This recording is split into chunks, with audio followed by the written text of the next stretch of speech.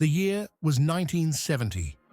The world was changing, the Vietnam War was at its peak, and Hollywood was in the middle of a massive identity crisis.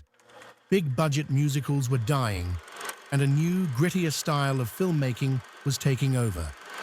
Today, we're looking back at the top 10 films that defined the box office in 1970. Kicking off at number 10 with $24.9 million is Mike Nichols's Catch-22. Based on the unfilmable novel, this was a high-budget, chaotic satire of World War II that was clearly talking about Vietnam. It was polarizing and confusing for many viewers at the time, but it proved that audiences were ready to laugh at authority. At number 9, with $29.5 million, was the polar opposite approach to war, Tora, Tora, Tora. This was old-school spectacle, a massive, historically accurate recreation of the attack on Pearl Harbor. It was incredibly expensive and a bit dry, but the groundbreaking special effects drew the crowds globally. Landing at numbers 8 and 7, we have two very different types of epics: David Lean's sweeping romance, Ryan's Daughter, and Arthur Penn's revisionist western, Little Big Man, starring Dustin Hoffman. Both proved there was still an appetite for grand-scale filmmaking. But number 6 is where things get revolutionary: Woodstock, a 3-hour documentary about a music festival raked in over $34.5 million.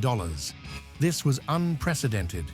It was proof that the counterculture, the hippies, were now a massive, viable economic force in Hollywood. Coming in at number 5 with $55.7 million is Disney's The Aristocats. It's groovy, it's jazzy, and it was the first Disney feature made entirely without Walt Disney, who had passed away in 1966. It proved the studio could survive without its founder, providing essential family escapism in a very intense year. Now, we reach the defining battle of 1970 cinema. The number 4 and number 3 movies were both war films, but they couldn't have been more different. They represented the two divided souls of America. At number 4, we have a film that is the definition of a powerhouse: Patton. This wasn't just a movie. It was a character study of one of the most controversial figures in military history. But beating it at number 3 was Robert Altman's M.A.S.H. Set in Korea, but clearly about Vietnam, this was anti-establishment cynicism at its finest. It was bloody, foggy, overlapping, and hilarious. It treated military heroism as a joke. The fact that both of these massive hits came out in the same year is incredible. Moving to number 2 with just over $100 million, Airport. If you love disaster movies, if you love Titanic, Independence Day, or The Towering Inferno, you have this movie to thank. It invented the modern disaster genre. Take a bunch of famous actors, put them in a metal tube, put their lives in danger, and watch the money roll in. Critics hated it, but audiences couldn't get enough. Which brings us to number 1, the undisputed champion of 1970. A movie that cost almost nothing to make and grossed a staggering $136.4 million worldwide. Love Story. Jenny, I'm sorry.